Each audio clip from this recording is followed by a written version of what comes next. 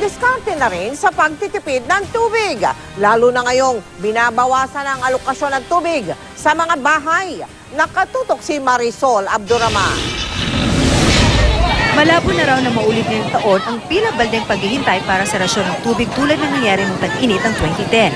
Ayon sa National Water Resources Board o NWRB, bagamat nagsisimula ng bumaba ang tubig sa ilang dam sa bansa ngayon, hindi naman daw ito aabot sa kritikal na punto. Pero ang NWRB, nagbabawas na raw ng water allocation sa mga bahay-bahay. Ang dating 46 cubic meter per second na supply, ibinaba na lang sa 41 cubic meter per second ngayong Abril o katumbas ng 200 drum ng tubig kada segundo. Kaya si Robert Aguinaldo nagtitipid na sa paggamit ng tubig. Naranasan daw kasi niya ang hirap ng kawalan ng tubig noong 2010. Mga defective na water faucet, yung may mga tulo-tulo na tubo, and then yung sa toilet bowl, yung floater doon, pinapalitan ko kasi portable pool.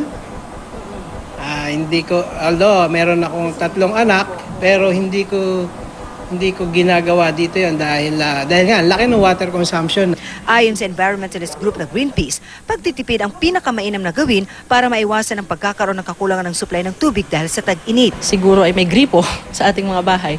Kung hindi naman natin ginagamit, ay patayin na lang natin. Instead of taking long baths, take shorter showers.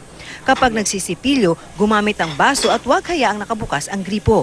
Gumamit ng planggana sa paghuhugas ng kamay, pinggan, maging sa paghuhugas ng gulay. So yung unang palanggana, gamitin natin para din sa, lagyan natin siya ng soapy water. Yung pangalawang palanggana naman, yun yung gagamitin natin para sa mismo. Yun yung malinis na tubig para sa pagbabanlaw lang.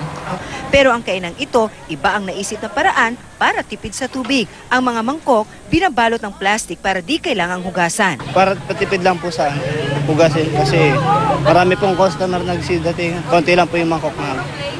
Pagdating naman sa pagdidilig sa mga halaman, makabubuti raw na huwag na munang gumamit ng mga water hose na gaya na lamang nito. Dahil kapag ganito raw, mas maraming tubig ang nakukonsumo. Kaya sa halip, gumamit na muna ng tabo sa pagdidilig ng mga halaman.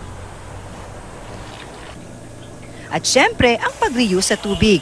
Tulad ng mga ginamit sa pagligo o paglaba na maaaring gamitin mo rin pang flush ng inodoro. At dahil mahalaga ang bawat patak, ugaliing magtipid ng tubig kahit hindi panahon ng tag-init.